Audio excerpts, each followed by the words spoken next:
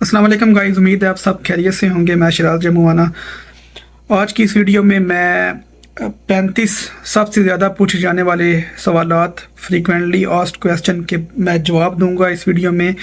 और ये वीडियो मैंने काफ़ी मेहनत से बनाई है, क्योंकि मैंने पूरा कमेंट सेक्शन जो है वो फरोल दिया है, ठीक है। और मैंने उसमें से 35 ऐसे कमेंट्स इकट्ठे किए हैं जो आप लोगों ने मेरी वीडियोस के नीचे किए हैं।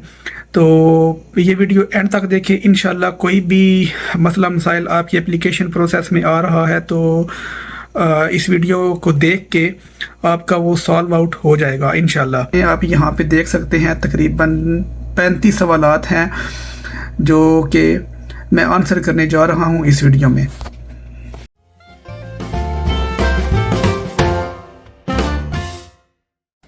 तो सबसे पहला सवाल है जो सबसे ज़्यादा पूछा जाता है, वो है कि भाई आपको कैसे कांटेक्ट कर सकते हैं। कांटेक्ट करने के लिए आप मुझे इंस्टाग्राम पे, फेसबुक पे, उसके बाद टिकटॉक पे, इवन के लिंक्डइन पे भी आप शिराज जमुआना सर्च करेंगे तो आगे मेरी आईडी आएगी।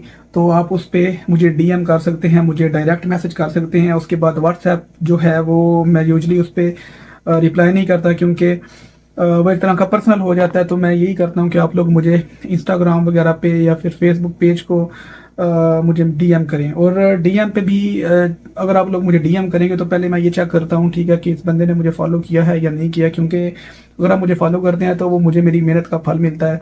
अगर आप मुझे फॉलो नहीं करते तो फिर मेरा दिल नहीं करता, सच्ची बात है, मेरा दिल नहीं करता कि मैं आप लोगों को रिप्लाई करूँ। और तीसरी जो सबसे इम्पोर्टेंट चीज़ है वो है कि आप मेरे से 1-on-1 अपॉइंटमेंट भी बुक कर सकते हैं कैलेंडरली पे, जिसका लिंक मैं नीचे डिस्क्रिप्शन में डाल दूंगा और कमेंट सेक्शन में जो पिन कमेंट है उसमें भी डाल दूंगा। तो अगर आप मुझे डीएम करेंगे इंस्टाग्राम या फेसबुक वगैरह पे तो मैं अपनी रूटीन के हिसाब से आपको मैसेज करूंगा जब मुझे फ्री टाइम मिला। लेकिन अगर आपने मेरे से अपॉइंटमेंट बुक कराई है तो फिर वो आपकी मर्ज़ी के मुताबिक होगा। तो आप मुझे कुछ भी डिस्कस कर सकते हैं। पहला सवाल हो गया। दूसरा सवाल है कि sir I have a question, क्या हम मैट्रिक के बाद आइट्स दे के कोरिया कॉलेज में जा सकते हैं? Please reply. तो मैट्रिक के बाद आइट्स दे के आप कोरिया में एडमिशन नहीं अप्लाई कर सकते हो। कोरिया में एडमिशन अप्लाई करने के लिए आपको 12 चाहिए, मतलब उसमें डीएई भी आता है, उसके बाद एफएफएससी, आईसीएस वगैरह, मतलब 12 क्लासें आपने पास होनी चाहिए। उसके बाद है कि फ्रीलांसिंग कर सकते हैं अपवर्क या फाइवर पे। जी बिल्कुल, कोरिया में फ्रीलांसिंग आप कर सकते हैं। उसके अलावा अमेजोन पे बाय सेल वगैरह भी आप कर सकते हो। आप कोई फिजिकल स्टूडेंट वीज़े पे आप कोई फिजिकल बिजनेस नहीं कर सकते, मतलब कि शॉप वगैरह नहीं ओपन कर सकते, रेडी शेडी वगैरह नहीं लगा सकते, कोई कंपनी वगैरह नहीं ओपन कर सकते, लेकिन आप फ्रीलांसिंग कर सकते हैं। उसके बाद है चौथा सवाल है, भाई क्या ये स्कॉलरशिप बैचलर्स के लिए भी मिलती है प्रोफेसर, या जस्ट फॉर मास्टर्स और पीएचडी? तो इसमें कोरिया में ऐसा सिस्टम है कि प्रोफेसर फंडेड जो स्कॉलरशिप्स हैं वो जो प्रोफेसर हैं वो जस्ट रिसर्च पर्पस के लिए देते हैं कि आपने उनके अंडर रह के फलाने टॉपिक पे रिसर्च करनी है। तो बैचलर्स के लिए पॉसिबल है, लेकिन बहुत ही कम। अगर आपने किसी को देखा है कि उसको बैचलर के लिए स्कॉलरशिप मिली हुई है तो आप उसको लकी बंदा कह सकते हैं कि उसका लक है जो उसको स्कॉलरशिप मिल गई है। तो नॉर्मली नहीं मिलती, क्योंकि प्रोफेसर ऐसे ही ईमेल्स वगैरह का रिप्लाई भी नहीं करते। और प्रोफेसर स्कॉलरशिप के लिए आपको प्रोफेसर की अप्रूवल चाहिए होती है, तो वो मुझे नहीं लगता कि आपको मिलेगी। उसके बाद है कि पांचवा सवाल, hello sir, can I apply in SNU on my bachelor's transcript because I did not have my bachelor degree? तो इसका जवाब ये है कि जो कोरिया में नॉर्मल यूनिवर्सिटीज़ हैं वो ट्रांसक्रिप्ट डिमांड करती हैं, क्योंकि जो ट्रांसक्रिप्ट है जो कि मार्कशीट है, जिसे पाकिस्तान में मार्कशीट कहते हैं, वो पहले आ जाती है। तो इस वजह से मार्कशीट ज़रूरी होती है अप्लाई करने के लिए। और उसके बाद अगर आपकी जो डिप्लोमा या सनद वगैरह नहीं आई हुई है तो उसका थोड़ा सा हो सकता है। बाकी आप लोगों ने यूनिवर्सिटी की वेबसाइट पे जाके सर्च करना है कि उस यूनिवर्सिटी की क्या रिक्वायरमेंट है, कि वो ट्रांसक्रिप्ट मांग रही है या नहीं मांग रही है। तो ये यूनिवर्सिटी के हिसाब से डिफरेंट हो सकता है, मतलब वेरी करता है, आप तो यूनिवर्सिटी है। और उसके बाद है हमारा क्वेश्चन के ब्रो साउथ कोरिया च नॉर्मल बीए तो बाद मास्टर ਲਈ अप्लाई कर सकते हैं स्पाउस विद पीटी 56 कोर्स? तो इसमें पंजाबी का कमेंट है। तो इसमें पीटी तो नहीं चलता साउथ कोरिया में। एक दो यूनिवर्सिटीज़ हैं जो पीटी एक्सेप्ट करती हैं, वो भी मतलब टॉप रैंक यूनिवर्सिटी हैं जिसमें नॉर्मल बंदे का एडमिशन पॉसिबल नहीं है। और उसके बाद है कि स्पाउस वीज़ा, इस पे मेरी एक अलग वीडियो भी बन चुकी है स्पाउस पे कि कोरिया में स्पाउस वीज़े का क्या सीन है। तो आप लोग डिटेल में वो भी देख सकते हैं स्पाउस वीज़े के। उसके बाद है 7वें number of question, sir inform us about visa ratio in September intake 2023। देखिए वीज़ा रेशो दो तीन चीज़ों पर डिपेंड करता है। सबसे पहले जो आपकी है बैंक स्टेटमेंट, कि आपकी बैंक स्टेटमेंट कैसी होनी चाहिए। ऑलरेडी मेरी एक वीडियो बन चुकी है। तो मिनिमम अगर मैं बात करूं तो जनरली आपको अपने अकाउंट में, अगर यूनिवर्सिटी की 18,000 रिक्वायरमेंट है तो आपके अकाउंट में कम अज़ कम भी 20-25 हज़ार डॉलर तक आपकी बैंक स्टेटमेंट होनी चाहिए। वो भी थोड़ी सी पुरानी, मतलब कम अज़ कम भी महीना 1.5-2 महीना पुरानी होनी चाहिए, ठीक है। और ये है हमारी एक चीज़। दूसरे नंबर पे जो चीज़ डिपेंड करती है वो ये है कि आपने किसी थकी हुई यूनिवर्सिटी में एडमिशन नहीं अप्लाई करना। आप कोशिश करें कि आप लोग नेशनल यूनिवर्सिटीज़ वगैरह में अप्लाई करें, या फिर कोरिया की रैंकिंग चेक करें। टॉप 25 कोरियन रैंकिंग में जो यूनिवर्सिटीज़ आती हैं आप उनमें अप्लाई करें, तो इंशाल्लाह आपकी वीज़ा रेशो अच्छी होगी। और आइट्स में अच्छे बैंड्स लेके आएँ। तो ये तो 3 फैक्टर्स जो हैं वो इम्पैक्ट करते हैं।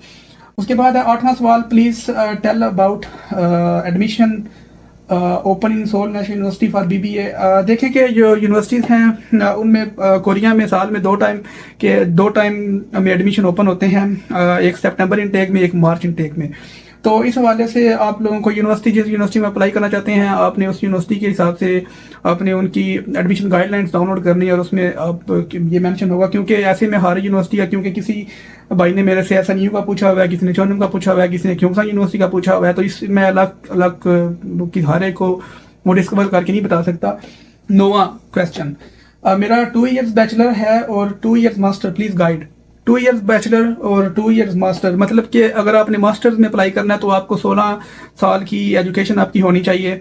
तो ये मास्टर्स में अप्लाई करने के लिए एलिजिबल है, क्योंकि 12 के बाद 2 साल का बैचलर इन्होंने किया है, BA वगैरह, और 2 साल का फिर मास्टर किया है। तो ये ऑलरेडी इनके पास मतलब मास्टर्स की डिग्री है, बैचलर्स की डिग्री है। तो ये मास्टर्स में अप्लाई कर सकते हो भाई आप। उसके बाद है हमारा 10वां सवाल, कोरिया में बैचलर्स स्टूडेंट को हफ्ते में कितने दिन क्लास लेना होती है।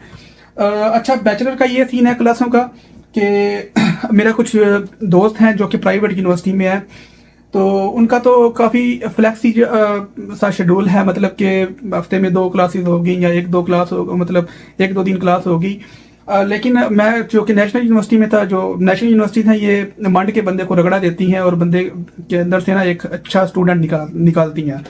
तो मेरी फिर 4 या 5 दिन क्लासें थी, और इसलिए नेशनल यूनिवर्सिटीज़ का ये थोड़ा सा सीन है कि वो आपसे पढ़ाई करवाती हैं और वो आपका टाइम डिमांड करती हैं। जबकि प्राइवेट यूनिवर्सिटीज़ हैं जो कि एवरेज लेवल या लो लेवल यूनिवर्सिटीज़ हैं, वो ज़्यादा फीस पे तवज्जो देती हैं। तो इस वजह से ये सीन है, जो अंदर की बात है वो ये है। उसके बाद है, do you have any information about associated degree. Korea में एसोसिएटेड डिग्री तो वैसे ज़्यादा यूनिवर्सिटीज़ नहीं कराती, इनफैक्ट बहुत कम यूनिवर्सिटीज़ कराती हैं एसोसिएटेड डिग्री। कोरिया में 2 या 3 साल की डिग्री होती है, जिसमें आपको तकरीबन जो नॉर्मल जो यूनिवर्सिटीज़ हैं जो बैचलर प्रोग्राम में, तो उसमें तकरीबन आपको 130 से 150 क्रेडिट आवर्स पूरे करने होते हैं। जबकि एसोसिएटेड डिग्री में जो प्रोग्राम्स हैं उसमें आप लोगों को 80 से 100 क्रेडिट्स पूरे करने होते हैं। तो मतलब 2 या 3 साल की एजुकेशन होती है। तो एसोसिएटेड जो डिग्री होती है ये जॉब फील्ड को ज़्यादा टच करती है। तो इस बारे में कोरियन यूनिवर्सिटी ज़्यादा एडमिशन वगैरह नहीं देती फॉरनर्स को। तो बहुत ही मतलब आपको काफ़ी थोड़ी सी रिसर्च करनी होगी अगर आप एसोसिएटेड डिग्री वाली साइड पे जाना चाहते हैं। उसके बाद आप 12वें नंबर पे आइट्स के अलावा कौन कौन सा टेस्ट एक्सेप्ट करती है यूनिवर्सिटी। आइट्स के बाद भाई आप टोफिल IBT एक्सेप्ट करती हैं, उसके बाद टोएक एक्सेप्ट करती हैं। PTE एक्सेप्ट नहीं करती, क्योंकि पाकिस्तान इंडिया से हर बंदा PTE वगैरह का होता है, क्योंकि PTE जो है वो थोड़ा सा इजी टेस्ट है एज़ कम्पेयर टू आइल्स। तो इस वजह से कोरिया में फ़िलहाल यूनिवर्सिटीज़ PTE एक्सेप्ट नहीं कर रही हैं। आइल्स, टोफिल या फिर टोएक वो आप लोग कर सकते हैं, तो उस पर आपको एडमिशन मिल सकता है। उसके बाद है कि 13वां question, total cost of study visa. यार ये मैंने तो काफ़ी लंबी चौड़ी वीडियो मैंने ऑलरेडी बनाई हुई है, तो आप लोग वो सर्च करें, मेरी वीडियोस चेक करें, तो इंशाल्लाह आपको एक वीडियो मिल जाएगी इस टॉपिक पे। उसके बाद है time to complete the procedure of going to South Korea on student visa. 14वां सवाल हमारे पास ये है।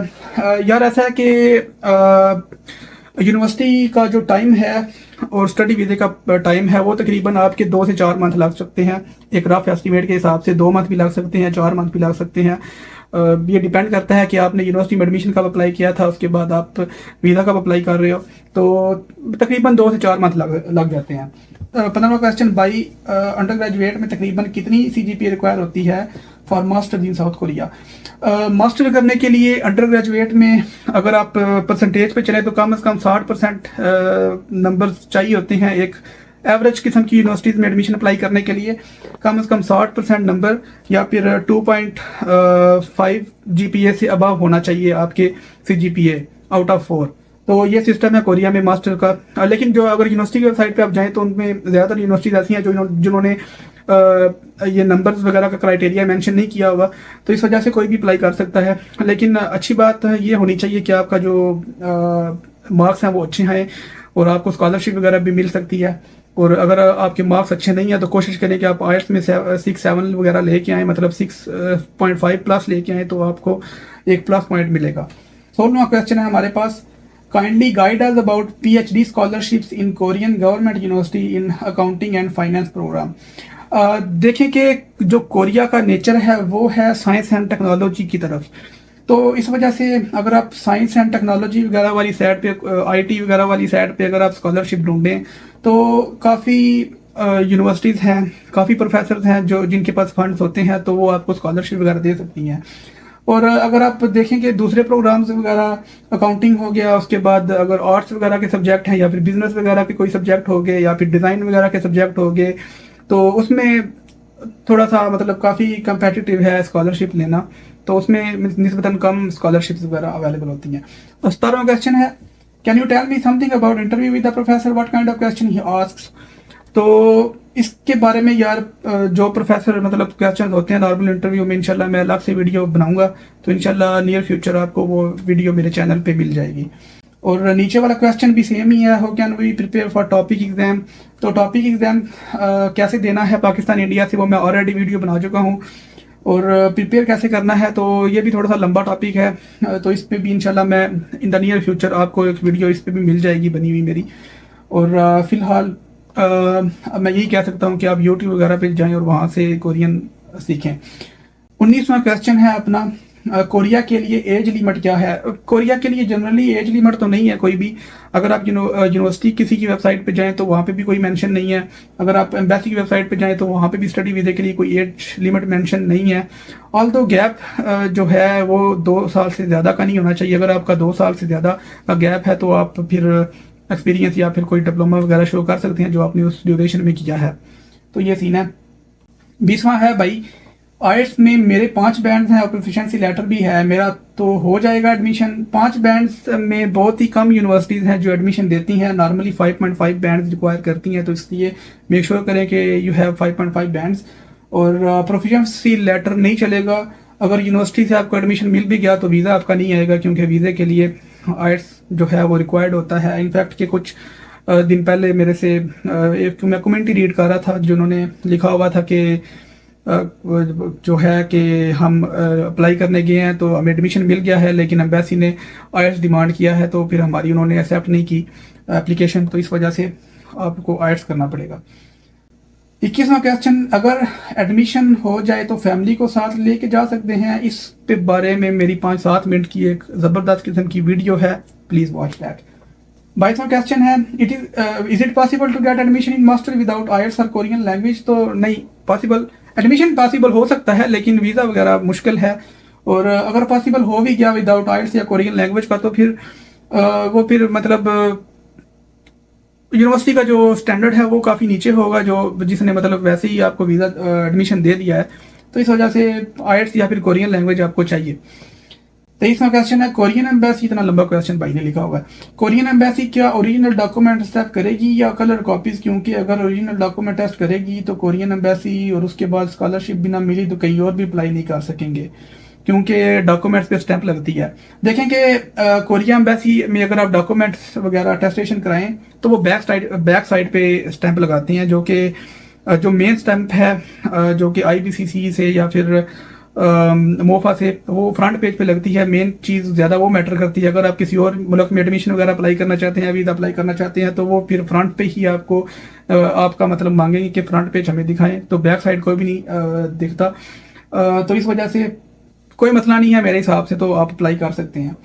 उसके बाद 24 नंबर पे बीडीएस के बारे में भी बताइएगा और फीस वगैरह भी, बीडीएस एमबीबीएस वगैरह, उसके बाद मेडिकल या फिर डीवीएम डेंटिस्ट्री वगैरह, इन सब के बारे में एक ऑलरेडी एक पूरी 10-15-20 मिनट की मैंने वीडियो बनाई हुई है। एवरीथिंग, फीस वगैरह कैसे अप्लाई करना है, ठीक है, ये सब मैंने डिस्कस किया हुआ है, तो वो वीडियो आप देखें। 25वें नंबर पे, ये भी काफ़ी लंबा चौड़ा इंटरव्यू है, पता नहीं इतना लंबा चौड़ा भाई 5-6 इंटरव्यू छोटे छोटे कर लिया करें, ठीक है, इतना लंबा वीडियो इंटरव्यू, सॉरी आपने कमेंट किया था भाई। मैं ICS किया हुआ है, 61% मार्क्स हैं और साथ मुझे फाइनेंशियल प्रॉब्लम्स की वजह से एडमिशन छोड़ना पड़ी। अब मैं इन वीज़े पे कोरिया में हूँ। अच्छा, ये भाई कोई ऑलरेडी कोरिया में है तो वो ना DSCS वगैरह करना चाहते हैं और 6 साल का गैप भी है, तो गैप तो आप शो कर सकते हैं कि आपने गैप ईयर में क्या किया, तो ऑल दो आप एडमिशन अप्लाई कर सकते हो, इसमें कोई प्रॉब्लम नहीं है। और जब इन्होंने लिखा होगा कि मतलब इनकी जॉब वगैरह भी थी, तो ये एडमिशन वगैरह अप्लाई कर सकते हैं। अगर कोरिया में कोई भी E9 वीज़े पे है तो वो एडमिशन अप्लाई कर सकता है। लेकिन E9 वीज़े का जो स्केड्यूल है, उनका जो जॉब टाइमिंग है वो काफ़ी टफ होती है, तो आपको ऐसी यूनिवर्सिटी फाइंड करनी पड़ेगी जो कि मतलब शाम को जिसकी इवनिंग क्लासेस हों या फिर वर्चुअली क्लास हो उनकी, मतलब जूम वगैरह पे, तो वो आपको देखना पड़ेगा। 26वां है भाईजान, कोरिया में एडमिशन कितने मंथ बाद होते हैं और टोटल कितना इनटेक होते हैं? तो कोरिया में 2 इनटेक होते हैं, पहले मैं डिस्कस कर चुका हूँ, और एडमिशन भी हर 6 या 7 महीने बाद ओपन होते हैं। भाई कंप्यूटर साइंस के रिलेटेड बना दें, अगर हमें प्रोग्रामिंग आती है और डिग्री भी हो तो हमारे पास तो इजीली जॉब मिल सकती है क्या? जॉब मिल सकती है अगर आपको कंप्यूटर साइंस आता है, प्रोग्रामिंग वगैरह आती है, लेकिन उसके लिए एक शर्त है, वो ये है कि आपको कोरियन लैंग्वेज आनी चाहिए, कम अज़ कम भी टॉपिक में लेवल 3 होना चाहिए, या KIIP सोशल इंटीग्रेशन प्रोग्राम, इसमें आपके 3 या 4 लेवल होने चाहिए, तो आपको जॉब मिल सकती है। उसके बाद है जी, after enter Korea on D4 visa and complete language, तो can we start stay there or change our visa for job? D4 वीज़े के बाद आपके पास सिर्फ एक ऑप्शन है, वो है D2 वीज़ा। तो D4 वीज़े पे आपको जॉब मुश्किल है काफ़ी फाइंड करना, लेकिन मिल सकती है। मैं ये नहीं कहता कि नहीं मिलेगी, लेकिन मिल जाती है। अगर आपका कोई अच्छा सा कोई आपके पास स्किल हो तो आपको मतलब मिल जाती है। तो लेकिन जो मेन चीज़ है वो है D2 वीज़ा। आप D2 वीज़े की तरफ भी जा सकते हो, तो मेक श्योर करें कि आप उसी वीज़े पे जाएं, और कोरिया के अंदर रह के ही आप उसमें चेंज कर सकते हो। 29वां है, after completion of degree can we change visa category? जी बिल्कुल, आप चेंज कर सकते हैं वीज़ा। आप अगर आपने डिग्री कंप्लीट की है तो उसकी बेस पे आप कुछ वीज़ा ऑप्शंस हैं। सबसे पहले D10 वीज़ा है, जॉब सर्चिंग वीज़ा। उसके बाद आप F2R वीज़े में भी चेंज कर सकते हैं, जो कि एक वर्क वीज़ा है। और उसके बाद आप प्रोफेशनल वर्क वीज़े के हिसाब से आप E कैटेगरी के वीज़े में भी चेंज कर सकते हैं, तो ऑप्शंस हैं इसमें। और तीसरे पे, बैंक स्टेटमेंट लाजमी चाहिए मास्टर के लिए, और अगर चाहिए तो मिनिमम कितनी? अगर आपका प्रोफेसर अगर आपको प्रोफेसर ने स्कॉलरशिप दी है तो फिर बैंक स्टेटमेंट की कोई खास रिक्वायरमेंट नहीं है। ऑलरेडी मैं वीडियो बना चुका हूँ। लेकिन अगर आपके पास कोई प्रोफेसर ने स्कॉलरशिप नहीं दी है तो फिर आपको 18-20 हज़ार की $18,000 से $22,000 तक की आपको कम अज़ कम बैंक स्टेटमेंट शो करनी है। 31वां है, लैंग्वेज प्रोग्राम में वीज़ा रेशो कैसी है? पाकिस्तानी लोगों को वीज़ा मिलता है या नहीं? लैंग्वेज प्रोग्राम में वीज़ा रेशो इंतहाई थकी हुई है, बिल्कुल ना अप्लाई करें। पाकिस्तानी सबसे पहले यूनिवर्सिटीज़ हैं लैंग्वेज प्रोग्राम में, वो कोरिया में आपका गारंटर हो, वो आपकी गारंटी दे तो फिर एडमिशन देते हैं। और कुछ यूनिवर्सिटीज़ ऐसी हैं जो कि पाकिस्तानीज़ को एडमिशन नहीं देती, क्योंकि उनको ऑलरेडी पता है कि पाकिस्तान का वीज़ा तो लगना नहीं है, तो इसलिए एमी टाइम पास करने का फ़ायदा नहीं है, इनको एडमिशन देंगे, तो वो साफ उन्होंने ना करना है। तो कुछ यूनिवर्सिटीज़ ऐसी हैं वो बस फीस के चक्कर में एडमिशन दे देती हैं, और बाद में होना तो रिजेक्ट ही है। तो इस वजह से अगर आपका कोई कोरिया में गारंटर वगैरह है जो आपकी गारंटी दे सकता है तो फिर अप्लाई कर सकते हैं। अगर कोई भी नहीं है तो ना करें। भाई मैंने DAE किया हुआ है, मुझे भी एडमिशन मिल सकता है किसी यूनिवर्सिटी में? जी बिल्कुल, DAE 12 साल एजुकेशन है। मैंने भी DAE किया था और मैं कोरिया में DAE बेस पे आया था, तो बिल्कुल पॉसिबल है। और 33वां, is IELTS necessary for Korean language visa? नहीं जी, कोरियन लैंग्वेज वीज़ा के लिए आयट्स बिल्कुल नेसेसरी नहीं है। और उसके बाद I work in Dubai, so can I apply for from Dubai? तो बिल्कुल आप अप्लाई कर सकते हो। अगर आप दुबई में हो, सऊदीया मस्कत वगैरह में हो, तो आप अप्लाई कर सकते हो, कहीं से भी अप्लाई कर सकते हो। लैंग्वेज प्रोग्राम के लिए आयट्स ज़रूरी नहीं है। और 34वां, I prepared all the documents required for the admission but I wonder that how can I send those to the university address? Either I can send by post or can I send through an email.